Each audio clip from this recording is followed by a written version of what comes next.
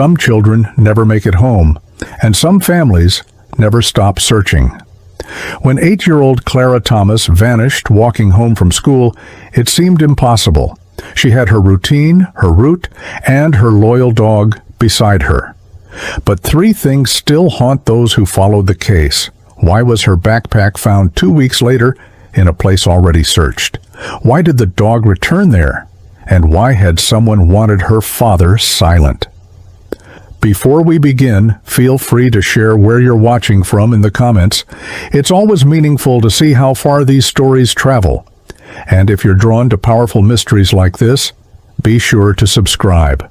Every weekday at exactly 3:07 p.m., Clara Thomas walked out the side gate of Oak Hollow Elementary School in Springvale, Missouri. Her mother often joked she could set a watch by her daughter's footsteps. Same sidewalk, same sky blue uniform, same white Samoyed by her side, a dog named Milo who had been by Clara's side since she was in diapers. That Friday was no different. Bright sun, clean streets, nothing unusual. Clara waved to the crossing guard. A neighbor saw her smile at a classmate across the street. And then, nothing. By 3:45, when Clara hadn't arrived home, her mother checked her phone. By 4 o'clock, she called the school. They said Clara had left right on time. By 5:15, Milo came running home, alone, leash trailing behind him, his fur tangled with burrs. But Clara's backpack was gone, and the dog wouldn't stop pacing near the back gate. Clara's father, Ryan Thomas, wasn't just a quiet man who worked in logistics. He had once been a silent partner in a local development project that never broke ground. Several small investors lost money. But it wasn't until Clara disappeared that whispers about who had funded that project started surfacing. Ryan never said much, but in the days after Clara vanished, neighbors noticed something odd.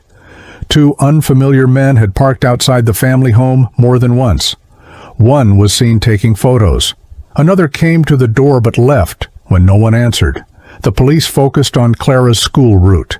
They questioned teachers, searched storm drains, called in search dogs, but Ryan was focused on something else, a voicemail he had received 2 nights earlier. The voice said only this: "You owe more than money, Ryan. Clean up or you lose more than numbers." And then it hung up. In the days that followed, Milo refused to rest. He scratched at the door constantly, whining toward the back gate, then toward the wooded lot behind the neighborhood. The police had already searched it, on day 2, with cadaver dogs and local volunteers. Nothing. But Milo kept pacing, nose low, tail tense. He wasn't aggressive, just alert, focused.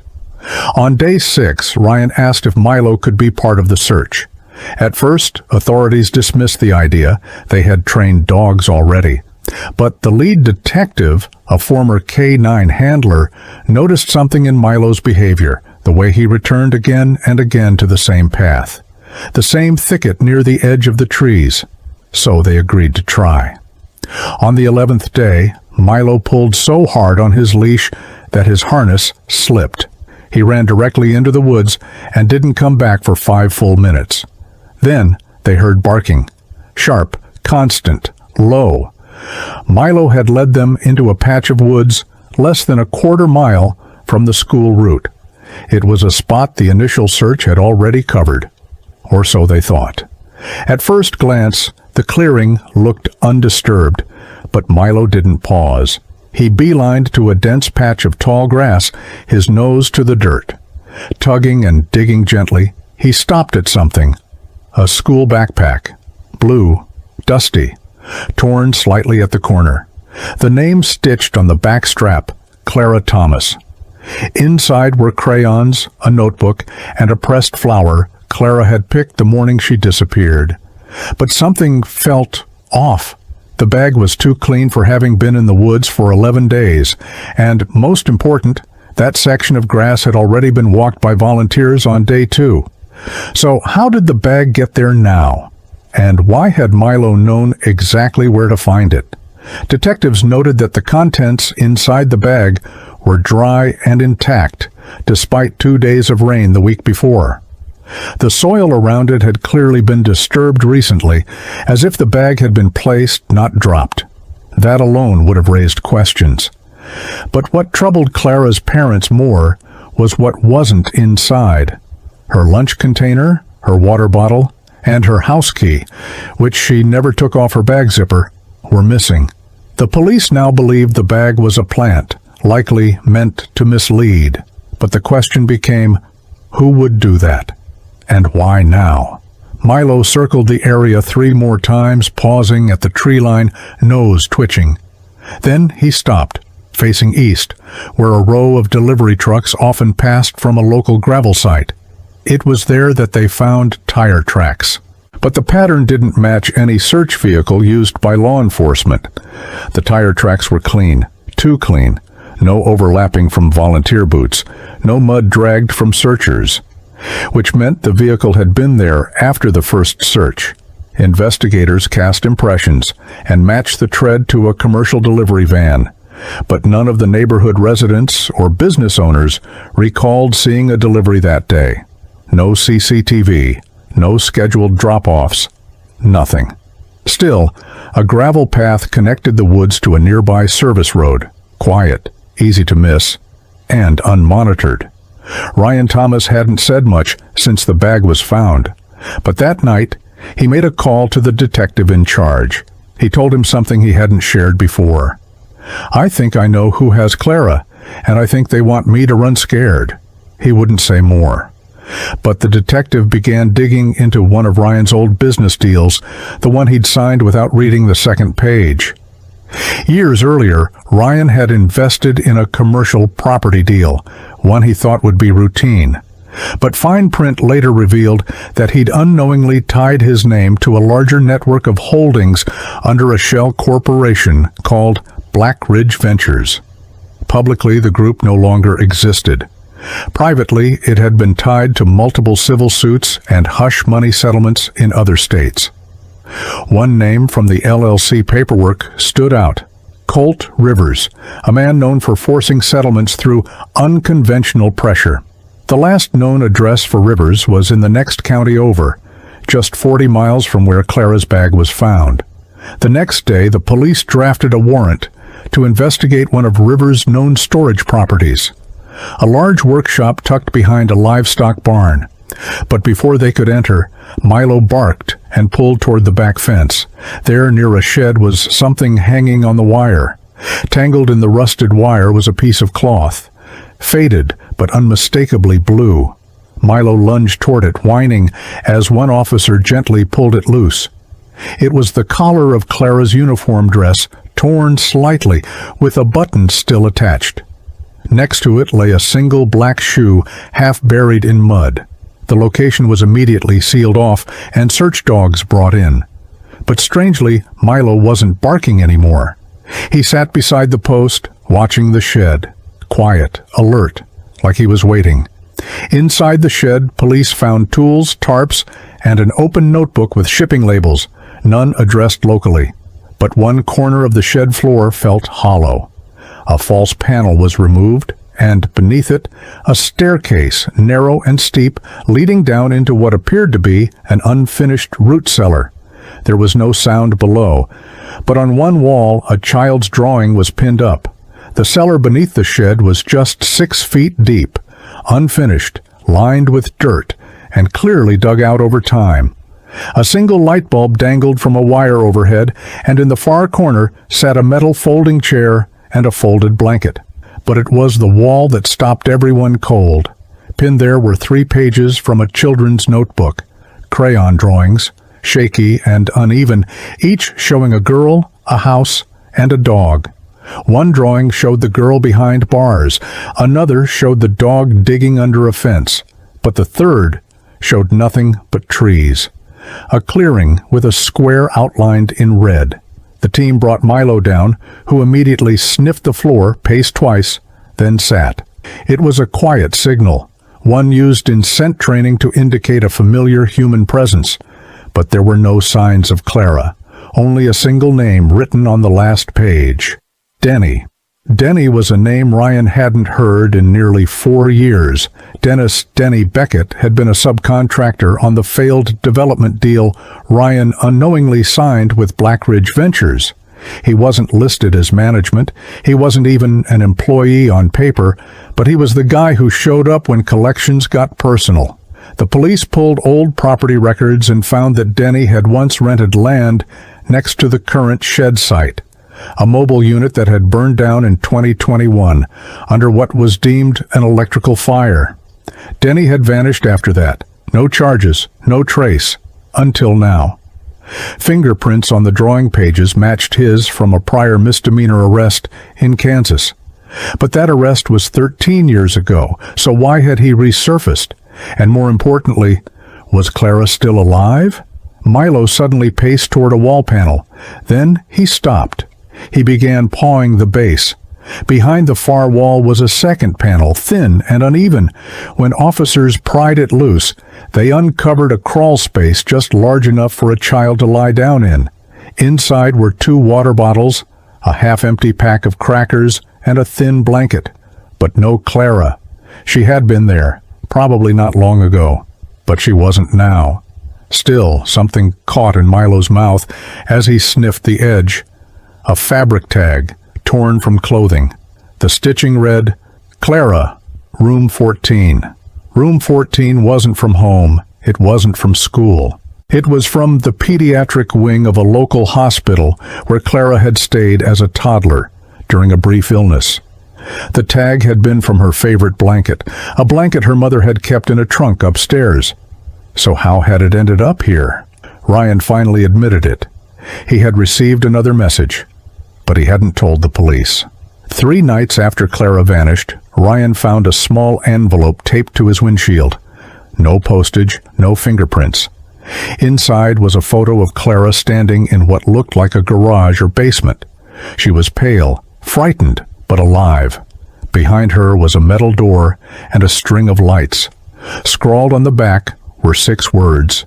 "You gave them my number." Pay Ryan had kept the message to himself. He had hoped to negotiate, to keep Clara safe, to fix this without involving more danger. But now, seeing Milo respond to the scent and the blanket, he realized how much time had been lost. He finally told the detective everything, about Denny, about the failed deal, about the threats. The team reran property searches for Denny and discovered a name not connected to Ryan at all. An old acquaintance Denny once listed as an emergency contact, a man named Paul Maddox. Paul Maddox owned a small rural home 90 minutes outside Springvale. No neighbors, no mailbox, no listed utilities. On paper, the land was empty, but satellite imaging from the past month showed fresh tire patterns and what looked like a second temporary structure behind the main house. Police dispatched a tactical team while Clara's family waited. Milo was brought along, not as a tracker now, but because by then everyone agreed he'd earned the right to be there. The front of the property was quiet, the house locked. No sound. But behind the trees, near a garden shed, Milo lunged forward again, or no hesitation this time. He barked once, then again, faster. Officers opened the shed door with a crowbar, and there, lying beneath a blue blanket, curled up but awake, was Clara, alive, quiet, and still holding the dog's worn leash in her small hand. Clara didn't cry when officers found her. She blinked against the light, flinched at the voices, but when she saw Milo, she moved. The little girl who had vanished 18 days earlier reached for her dog like no time had passed. Milo pressed against her, whining, tail flicking with restraint. He didn't bark, he simply stayed. Wrapped in a thermal blanket, Clara was carried to a waiting ambulance. Her vitals were weak but stable. A medic gently took the leash from her hand. Clara whispered something no one could quite hear. The medic leaned closer. "He knew I was close," she said. "I kept dreaming he'd find me." There were no cameras, no grand speeches, just a dog, a child, and the quiet breath of someone who made it home.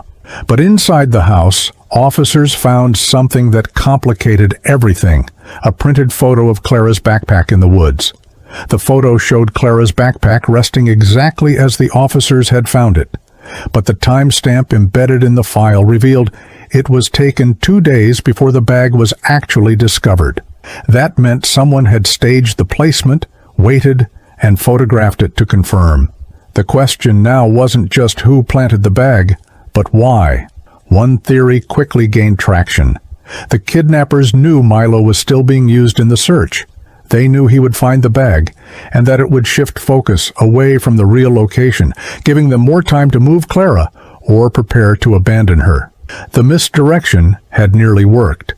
But Milo hadn't stopped at the bag. He'd returned again and again to the deeper trail, the one that led them toward the shed, then to the false cellar. Whoever planned this had underestimated 2 things: how long the dog would search, and how well he remembered her scent. Paul Maddox was arrested the next morning without resistance. He had been sleeping in the front room, unaware that Clara was no longer on the property. Inside the shed, they found food supplies, a roll-out cot, and handcuffs, used, according to Clara, to keep her from the door. Maddox denied everything, claimed he was just watching her for a friend, claimed the dog broke in. But text messages recovered from a burner phone told a different story. He had coordinated with Denny. He had updated him with movements of the police, and he had admitted to ditching the bag as planned. The third name on the messages, Colt Rivers, hadn't responded in days. But by the time the FBI arrived at Rivers' known location in Wyoming, the house had been cleared. No phones, no files, just one note left behind on the kitchen table. "Dogs remember, you people forget." At first, Clara didn't want to speak. Doctors said that was normal. Her body was recovering faster than her voice, but Milo stayed close, even in the hospital room. He was allowed in twice a day, and each time Clara smiled. Over time, pieces of the story came out. The man named Denny had picked her up in a white van. He'd said her dad was in trouble, that he needed to take her somewhere safe. She hadn't believed him, not really. But when he called Milo by name, she hesitated. She remembered being told not to scream.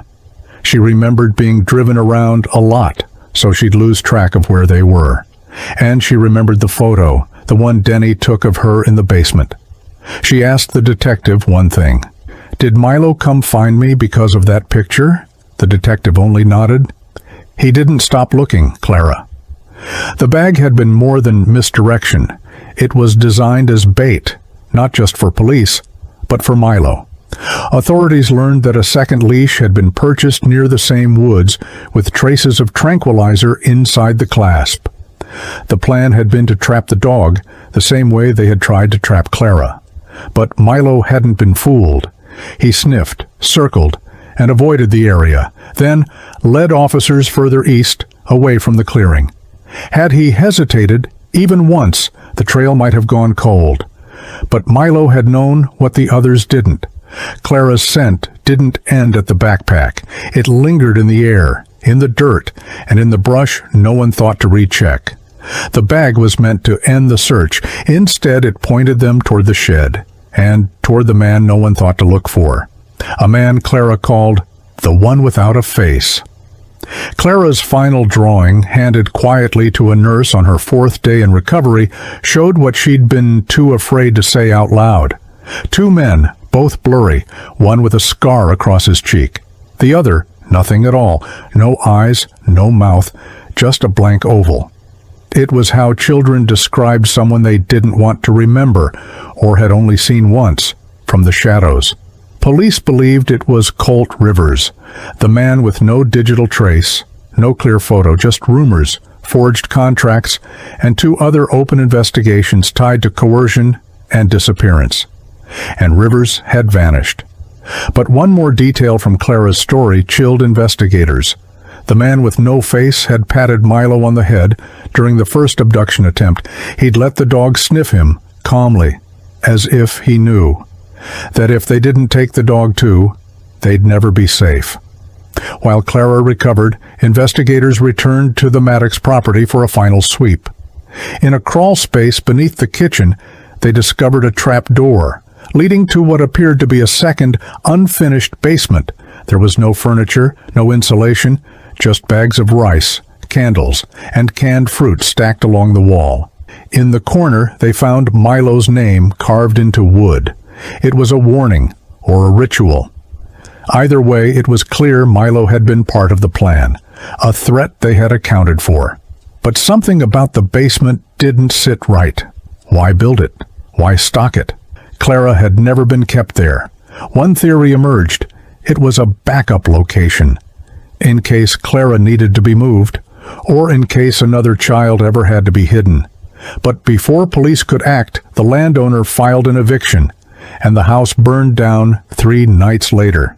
Accidental or cleanup? Weeks after Clara's safe return, Milo continued to pace at night. Same door, same window, same pull toward the backwoods. At first, Ryan thought it was habit, a leftover tension from the rescue. But on a quiet Wednesday morning, Milo slipped through the gate during a yard repair and disappeared for nearly an hour. When he returned, his paws were muddy, his fur flecked with thorns. Ryan followed the path and discovered Milo had returned to the original clearing, but not to where the bag had been found. Further east, near a rusted drainage pipe, was a patch of disturbed ground. Beneath a few inches of soil was a weatherproof envelope packed in plastic with a phone and USB drive inside. Inside that drive, a folder of documents, names, bank wires, surveillance logs, and photos. Photos of Clara's walk home, taken on 3 different days before she disappeared. The documents on the USB were clear. This wasn't a spontaneous kidnapping. It had been planned. Clara had been watched. Her routines logged, friends documented, Milo photographed, even her bus number listed. But she wasn't the only one. 12 other names appeared in the folder, all young children in the Tri-County area, all with predictable school routes, all with family ties to legal disputes, political complaints, or money owed to development groups. Clara had been target number 7. The others? Some had moved, some changed schools, but none had been reported missing yet. The lead detective called it a blueprint, and Ryan, still shaken, asked the only question left. What happens when the dog finds more than just a trail? The FBI expanded the case. Multiple arrests followed. Denny Beckett was captured crossing into Colorado, but Colt Rivers remained a ghost. Until someone mailed in a photo. No return address. The photo was printed on old glossy paper, a single snapshot of a cabin deep in the pines with a black SUV parked outside and a figure in the doorway. It was dated, folded twice, and paper-clipped to a note that read, "Last chance to catch him before someone else erases him." The location was traced to northern Montana, hours from the Canadian border. When agents arrived, the cabin was abandoned, but inside they found 3 things. A half-burned notebook with lists of cities and children's names. A map marked with 12 red dots, one circled in Missouri, and taped to the wall a single photograph of Milo mid-run during the rescue scene. As if admired. The man they chased wasn't just covering tracks. He was studying responses, watching the helpers, testing what couldn't be bought. And in that moment, Ryan realized Milo hadn't just saved Clara. He had disrupted something far bigger. Back home, Milo rested more, but only slightly.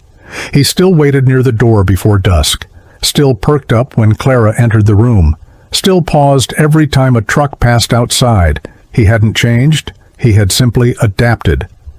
Ryan began keeping a journal of Milo's behaviors, not because he didn't trust the dog, but because he finally realized how much Milo had been trying to say all along. There were notes from the night before Clara vanished. Milo had barked at something in the backyard around 2 a.m. They'd thought it was a raccoon, but Ryan now believed that was the first pass, the first scout. The same dark SUV had been parked just beyond the fence, waiting, watching. And Milo? He had known. But what they didn't realize then was that this story had already begun 2 weeks before Clara ever went missing. One of the 12 names on the USB drive belonged to a girl from Wayridge, 2 towns over. She hadn't been reported missing, but she had missed a week of school that fall. When detectives followed up, they found her home empty. The parents had relocated, according to a neighbor, after some legal trouble involving property liens. No forwarding address. But a gas station security camera from 4 months prior showed the girl walking with an older man, Denny Beckett. She wore a red jacket and carried a school bag. Police believe she was used to test movement and storage patterns. A live trial. There had been others before Clara, but unlike Clara, the girl had no Milo. No one noticed she was gone for days. And in that silence, the network had learned exactly how long it took for a child to disappear without a trace. Law enforcement rarely works off instinct, but Milo had forced a shift in their approach. Instead of waiting for digital trails, they began tracking animal responses, dogs who lingered near fences, pets barking consistently at the same hours, strange food wrappers tossed into yards to bait animals away. The network, whoever was still behind it, had been betting on time, misdirection, and silence. But what they hadn't counted on was emotionally bonded animals, dogs that didn't give up, that didn't need evidence to know what was missing. A quiet change occurred in Springvale. More families began walking home with their dogs. Neighborhood watches grew. Local schools added dog handling workshops. And Milo? He received a certificate of recognition from the state, though he never wore the medal they gave him. Because Milo wasn't finished, he still walked the back fence each evening, still paused when the wind changed direction. 2 months after Clara came home, Ryan received a call from an unknown number. No voice, just a recording, 11 seconds long. Clara's voice. He said if Milo barked, he'd come back, followed by static, then the same whisper Ryan had heard once before. One was returned, but not all. Investigators traced the signal to a burner phone tower near Salt Lake City, the same region where another name on the USB list was last seen. The case had grown from a disappearance to a statewide task force, and Milo's discovery had cracked the entire pattern. But behind every photo, every fake delivery van, every planted bag, was the mind of someone still watching, still playing a game that relied on fear. And somewhere, in the spaces between threats and silence, was someone waiting to see who would break first. Milo didn't bark. He waited. The final thread came from a retired ranger who had heard Milo's story on a local radio station. He called quietly, left no name, but gave a detail no one had connected. In 2014, he'd helped authorities clear an abandoned cabin near a lake used by seasonal hunters. No crime reported, just rumors of trespassing. Inside, they found food wrappers, camera equipment, and dozens of trail maps, marked with X's near schools. It matched the photos on the USB, but back then, no one saw a crime, just squatting, nothing illegal. Now, years later, the ranger returned, and the cabin was gone. Only foundation stones remained, but in the dirt beside the ruins was a dog collar, clean, new, never worn. It had a tag, not with a name, but with a phrase, "If found, he's still out there." When officers returned to the lakebed site where the collar had been found, they brought Milo.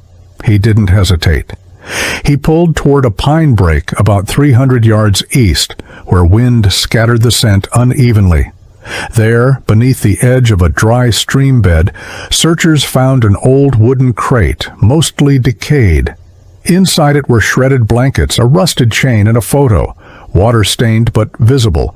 It was Clara, smiling with Milo beside her. This photo had never been taken by her family. Its angle suggested distance, as though captured through a window or lens. This was confirmation. Someone had been close enough to see her with Milo in the days before she disappeared. And they had kept that image, not just as a plan, but as a marker of what Milo represented, not a threat, a mistake. A wild card in a game built on predictability, one that finally came undone. As the investigation deepened, analysts discovered a strange reference buried in encrypted messages between known shell companies. One word repeated often, Dog 7. At first, no one understood it. It wasn't a code for law enforcement or military operations. But one tech investigator recognized the structure. DOG-7 was a call sign, part of a field protocol. It referred to a disruption variable, a wildcard, a loose piece that couldn't be accounted for by standard surveillance, AI prediction models, or pattern tracking. In short, a threat to control. Milo, and dogs like him, had become Dog 7. The messages had begun appearing months before Clara's abduction, which meant Milo hadn't disrupted the plan. He'd been on the watch list already, and someone, somewhere, had marked him as a risk to their entire operation. That list, when opened, showed other designations, Dog 2, Dog 5, and next to Dog 7, the word active. The case turned upside down when investigators realized the network hadn't just targeted children. They had mapped the people most likely to resist. Dogs, teachers, counselors, coaches, even grandparents, anyone whose routines, empathy, or intuition made them a liability. A human Dog 7. The purpose became clearer. Control the narrative early, discredit the noise, mislead the loyal. Milo had made too much noise. He didn't follow rules. He didn't work on timelines. He followed attachment, something no software could predict. And in that, he shattered the one thing the operation depended on, time. Every hour Clara survived was a failure in their system. And when she came home alive, it broke their trust in silence. Now authorities weren't just tracking people, they were tracking patterns of disruption. But someone else had already noticed, and they were watching back. 2 weeks before Christmas, Ryan stepped outside to get the mail and found an envelope. No stamp, no return address. Inside was a printed photo, glossy like before. But not of Clara. This one showed Milo, asleep beside the family fireplace. The angle suggested it had been taken through the front window, at night. But that wasn't the most chilling detail. Pinned behind the photo was a piece of fabric, gray wool torn from a jacket. It matched the description of what Colt Rivers had been last seen wearing in Wyoming months earlier. The back of the photo had 5 words, cut from magazine clippings. Your dog changed the ending. Police increased security. Surveillance was installed. But no fingerprints were found. And Milo? He started sleeping by the door again, as if he knew this wasn't over. Not fully. Not yet. Months later, when Clara returned to school, she had changed. Quieter, sharper, more aware of small things.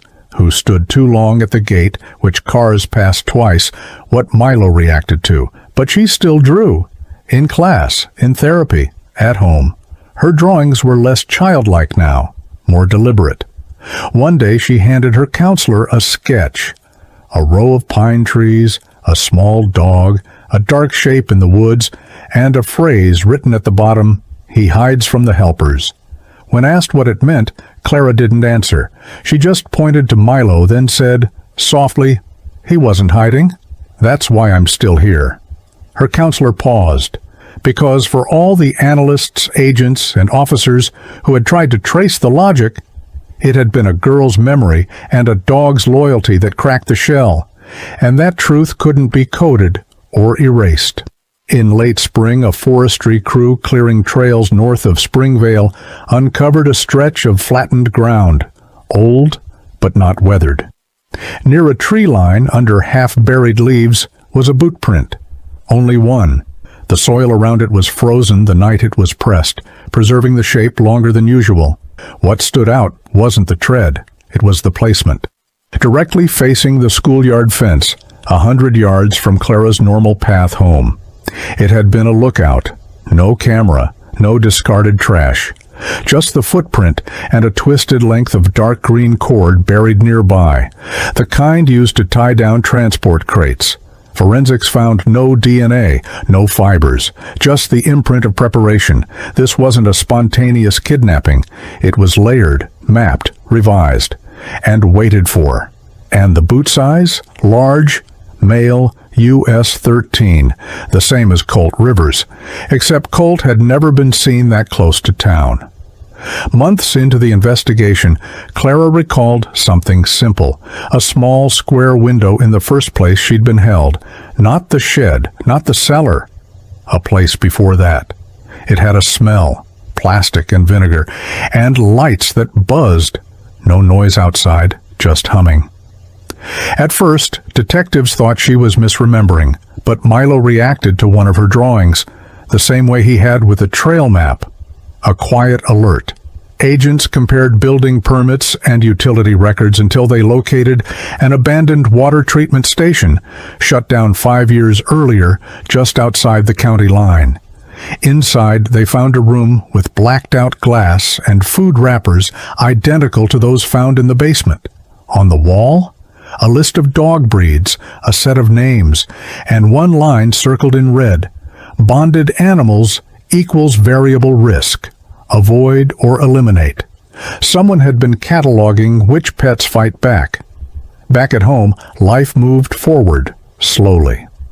Clara returned to her routines, though never alone. Ryan changed jobs. The backyard was fenced higher. But Milo? He still waited by the back gate every afternoon at 3:07 p.m., the time Clara used to walk home. Even after her return, he kept the habit. Not out of confusion, but as a reminder. Some neighbors thought it was just conditioning, but Clara didn't think so. One afternoon, she opened the gate early, just once, and found Milo sitting at the edge of the woods looking into the trees, not afraid, not expectant, just watching. He wasn't waiting for her.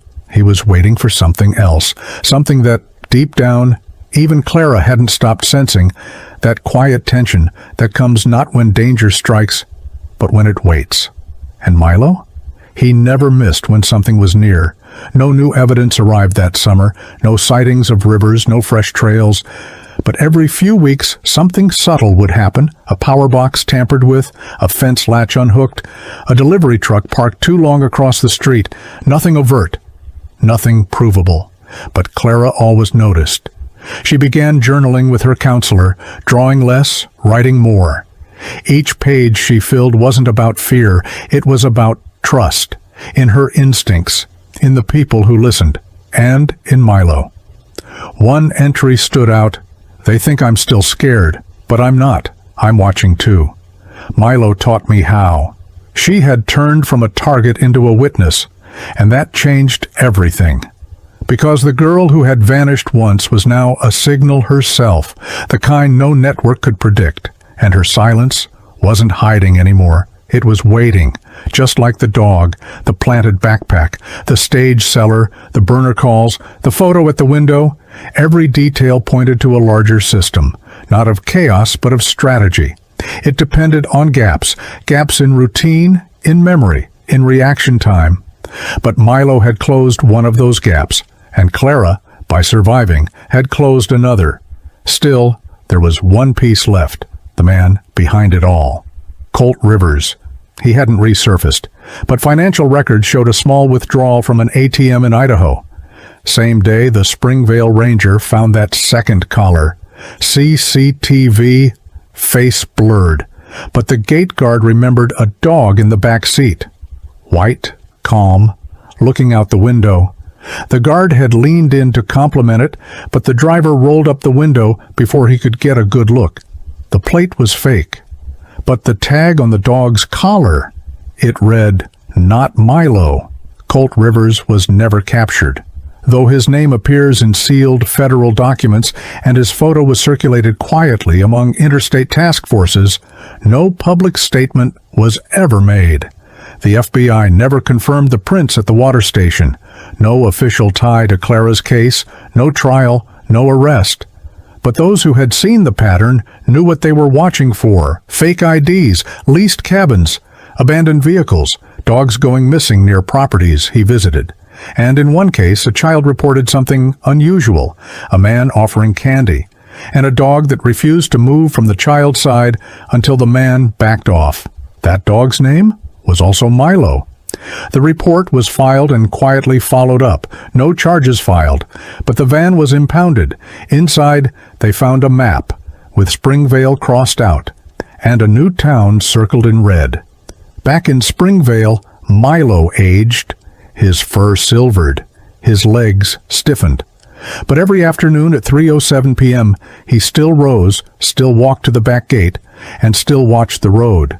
Clara grew into her voice. She spoke publicly once, softly, at a school assembly, thanking her classmates for remembering she existed.